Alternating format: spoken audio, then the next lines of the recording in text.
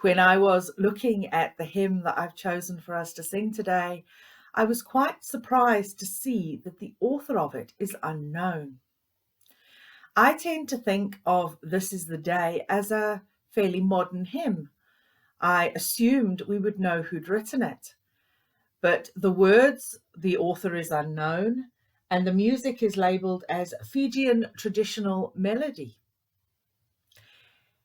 There are lots of hymns, well, more than I thought, that have an unknown author. Quite a few of the Christmas hymns, and I suppose that makes sense. They're older, more traditional. Away in a Manger. They only know that it was found in the 1885 Little Children's Book. The First Noel, which is an English traditional carol, and a Come All Ye Faithful from the late 18th century, although they think this was possibly written by John Francis Wade.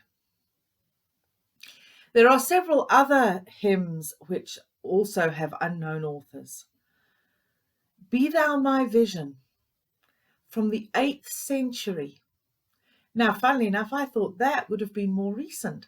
8th century Irish, apparently. And Be Still and Know That I Am God. The first verse obviously based on Psalm 46 and then developing into the other verses. We don't know who wrote any of these. When I was looking up quotes earlier in the week, I found several that were anonymous. And I've got another few for you here. You have to put up with the rain to get the rainbow. The giant oak is an acorn that held its ground. Kindness is like a grain growing by sowing. And during this time of lockdown, one I've heard a few times, every day of lockdown is one day closer to normality.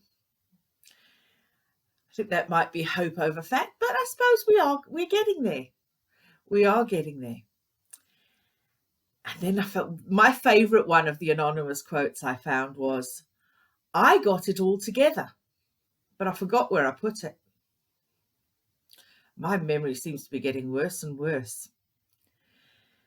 But all these quotes and songs have been created and shared and brought us joy or given us something to reflect on, even if we don't know who created them.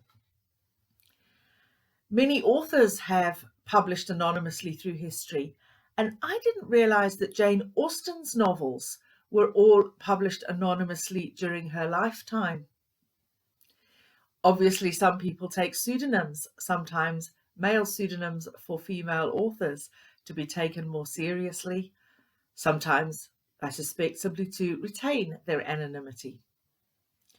And there are hundreds of wisdom stories that have been passed down through generations in many different cultures. We don't know who created them. We don't know who first thought of them as analogies, but we learn from them. Last week, I showed you some of my bookmarks, and that was only a small proportion of the big pile of bookmarks I found. Most of them had sayings on them, and a lot of those were anonymous too. I've been so pleased that so many of you have got in touch and told me about your bookmarks or the sayings that have meant something to you, serious or funny. It's been lovely to hear your stories. But somebody showed me a bookmark yesterday that was a little bit different. It was a silver shaft that went into the book and had a little silver disc attached by a chain to the top to hang over the top. And on the little silver disc, her initials were engraved. And I thought that was a lovely bookmark, really nice. But I couldn't help thinking that we, as people, are more like that bookmark than the ones with anonymous sayings or quotes or pictures on them. God has engraved his name on our hearts, embedded his image within us. He created us, and he wants the whole world to know it. He is proud of his creation. We are the products of God's creativity, and we are blessed and named and loved, not anonymous. Let's sing our anonymous hymn, number 194, This is the Day.